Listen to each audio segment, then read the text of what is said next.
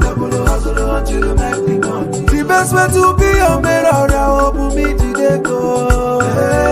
Double hustle until you make the cash. The best way to make your people proud, not by making money. Double hustle until you make the money. The best way to be a good father, open me today go. Double hustle until you make the cash. The best way to make your people proud, not by fetching money. Double hustle until you make the money. Oh, well, look, see that you go a G-Fail. Okwa puta no bodo akubandi jegono makane ego diolu chetano narona uno bobo umibe arona uno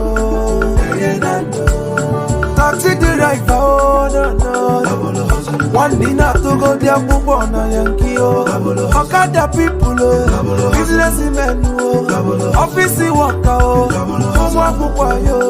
anything you they do until you make the money. The best way to make your people happy now by making money. Double hustle until you make the money. The best way to be a mirror, open me today go. Double hustle until you make the cash. The best way to make your people proud now by fetching money. Double hustle until you make the money. The best way to be a biggie boy, open me today go. Double hustle until you make the cash. The best way to shop for where a soup now by making money. Double hustle until you make the money. Chabera do be da bera do. Easy day you do it how I am. Easy day you never fall. Easy day you go where. Easy day you don't want me.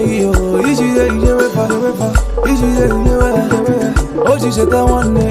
I get you to wire. Welcome, second,